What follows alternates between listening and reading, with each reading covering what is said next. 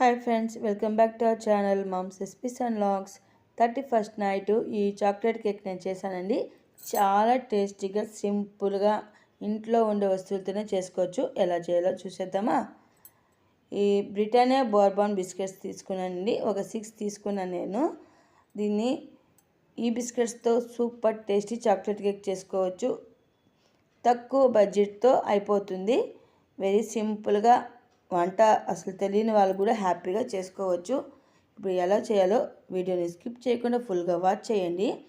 ఈ బిస్కెట్స్ అన్నీ చిన్న చిన్న ముక్కలుగా చేసి పెట్టుకొని మిక్సీ జార్లో వేసి ఫైన్ పౌడర్ చేసుకోవాలన్నమాట. చూసారు కదా, ఈ విధంగా ఫైన్ పౌడర్ చేసుకోవాలి. ఇప్పుడు ఒక బౌల్లోకి తీసుకొని 1/2 కప్పు మైదా, అలాగే 1/2 teaspoon baking soda, 1 teaspoon baking powder వేసుకొని జల్లించుకోవాలి. మస్ట్ అండ్ షుడ్గా జల్లించుకుంటే కేక్ చాలా ఫ్లఫీగా సాఫ్ట్గా వస్తుంది. అలాగే 1/2 కప్పు షుగర్ పౌడర్ కూడా వేసుకొని జల్లించుకోవాలి. ఇది మొత్తం ఈవెన్గా మిక్స్ చేసి పెట్టుకోవాలి. తర్వాత సెకండ్ స్టెప్ చూపిస్తాను. కేక్ చేసుకుంటాం కదా, ఆ మోల్డ్లో కొద్దిగా ఆయిల్ అయినా నెయ్యి అయినా బటర్ అయినా వేసుకొని డస్ట్ చేసుకోండి. మీ దగ్గర బటర్ పేపర్ లేకపోతే జస్ట్ ఆయిల్ రాసుకొని పైన గోధుమ పిండి అయినా మైదా పిండి అయినా డస్ట్ చేసుకొని పక్కన పెట్టుకోవాలి. నా దగ్గర బటర్ పేపర్ ఉంది కాబట్టి పెట్టుకుంటున్నాను. పైన కూడా కొంచెం ఆయిల్ డస్ట్ చేసుకొని పక్కన పెట్టుకుంటాను. ఇప్పుడు మనము ఈ డ్రై ఇంగ్రీడియంట్స్లో కొద్దిగా పాలు పోసుకొని రిబ్బన్ కన్సిస్టెన్సీ వచ్చేంత వరకు మనము కలుపుకోవాలి. ఇప్పుడు చూసారు కదా, కొద్దిగా పాలు అనేది వేసుకుంటున్నాను. వెరీ సింపుల్గా చేసుకోవచ్చు, చాలా ఈజీ ప్రాసెస్ అనమాట. ఇప్పుడు ఇందులోకి ఒక ఇంగ్రీడియంట్ వేస్తున్నాండి, చాలా టేస్టీగా ఉంటుంది. అది వేస్తే ఒకసారి చూడండి ఏమేస్తానో. 1 టేబుల్ స్పూన్ బ్రూ కాఫీ పొడి, నెస్కాఫీ ఏదైనా ఒక కాఫీ పొడి, 1 టీ స్పూన్ కాఫీ పొడి వేసుకొని బాగా మిక్స్ చేసుకోండి. కట్ అండ్ ఫోల్డ్ మెథడ్లోనే ఈ పిండి కలుపుకోవాలి. ఎలా పడితే అలా కలుపుకోకూడదు. అలాగే 1 టేబుల్ స్పూన్ వెనిలా ఎసెన్స్ వేసుకొని బాగా మిక్స్ చేసి చూడండి. నాకైతే 1 కప్పు పాలు పట్టింది. ఇలాగ బాగా మిక్స్ చేసుకొని పక్కన పెట్టుకోవాలి. చూడండి, మనం బేక్ చేసుకున్నాం కదా ట్రే, దాంట్లో కలుపుకున్న ఈ బ్యాటర్ మొత్తం వేసేస్తున్నాను. సగానికి కావాలి, పైకి వేయకూడదు. ఇలా వేసుకున్నది ఈవెన్గా బాగా సర్వ్ చేసుకోవాలి బ్యాటర్ని. అలాగే 2-3 టైమ్స్ ఇలా ట్యాప్ చేసుకుంటే లోపల ఉన్న ఎయిర్ బబుల్స్ అన్నీ బయట వచ్చేసి సూపర్గా పొంగుతుంది. నేను ముందుగానే ప్రీహీట్ చేసి పెట్టుకున్నానండి బేకింగ్ కోసము. అడుగు మందంగా ఉన్న గిన్నె తీసుకొని చిన్న స్టాండ్ పెట్టుకొని దాని లోపల ట్రే పెట్టుకొని మూత పెట్టేసి ఒక 35 మినిట్స్ దాకా మధ్యలో తీయకుండా మీడియం మంట మీదే బేక్ చేసుకోవాలి. లో టు మీడియం మంట మీదే బేక్ చేసుకోవాలి. 35 మినిట్స్ చూశానండి. చూసారు కదా, వావ్ సూపర్గా బాగా పొంగింది కదా. ఇది టోటల్గా బేక్ అవ్వలేదు. మళ్ళీ ఒక 15 మినిట్స్ బేక్ చేసుకున్నాను. చూడండి, ఒక నైఫ్ ఫోర్క్ ఏదో ఒకటి ఇలా కుచ్చి చూస్తే ఏమి అంటుకోలేదు. పర్ఫెక్ట్గా బేక్ అయిపోయింది. దీన్ని తీసేసి దీనిపైన ఒక టవల్ పెట్టి కొంచెం పూర్తిగా చల్లార్చుకోవాలి కేక్ని. ఇలా చేయడం వల్ల పైన డ్రైగా అయిపోయిన కేక్ అంతా సాఫ్ట్గా అవుతుంది. మూత పెడితే పూర్తిగా చల్లారిపోవాలి. ఈ లోపల నేను దాని మీద గార్నిష్ కోసం చాక్లెట్ గనాచ్ చేసుకుంటున్నాను. ఒక 4 స్పూన్స్ కోకో పౌడర్ తీసుకున్నాను. అలాగే 1.5 టేబుల్ స్పూను షుగర్ పౌడర్, అలాగే 2 టేబుల్ స్పూన్స్ కార్న్ఫ్లోర్ వేసి ఈవెన్గా బాగా మొత్తం కలుపుకోవాలి.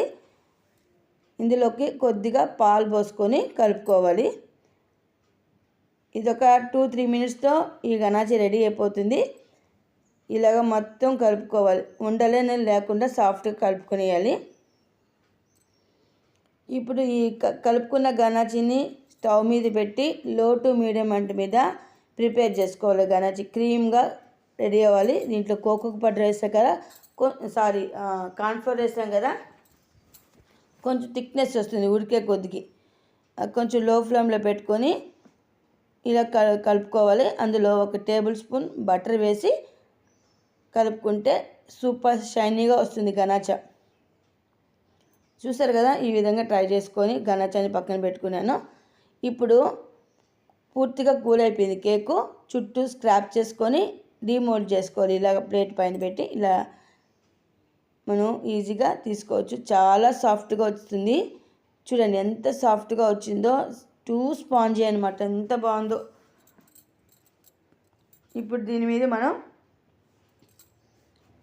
కేక్ రివర్స్ చేసుకొని ఆ పై పార్టు పైకి బాగా పొంగుతుంది కదా, ఆ పొంగిన కేక్ మొత్తము తీసేసుకోవాలి. అప్పుడు మనం గార్నిష్ డెకరేషన్ చేసుకోవడానికి బాగా కుదురుతుంది. ఈ పై పార్ట్ కూడా వేస్ట్ చేయకుండా నేను మీకు డెకరేషన్లో చూపిస్తాను. ఇలాగ సాఫ్ట్ నెమ్మదిగా జాగ్రత్తగా మనము పైది కట్ చేసుకుని పక్కన పెట్టుకోవాలి. చాలా సింపుల్గా చేసుకోవచ్చండి. అసలు వంట అనేది తెలియని వాళ్ళు కూడా హ్యాపీగా చేసుకోవచ్చు. పిల్లల దగ్గర కూడా చేయించవచ్చు. అంత టూ సాఫ్ట్గా వస్తుంది. ఈ గార్నిష్ లేకపోయినా కూడా మనం ఈ కేక్ అంటే డైరెక్ట్ కట్ చేసుకుని కూడా తినేయచ్చు. అంత టేస్టీగా ఉంటుంది.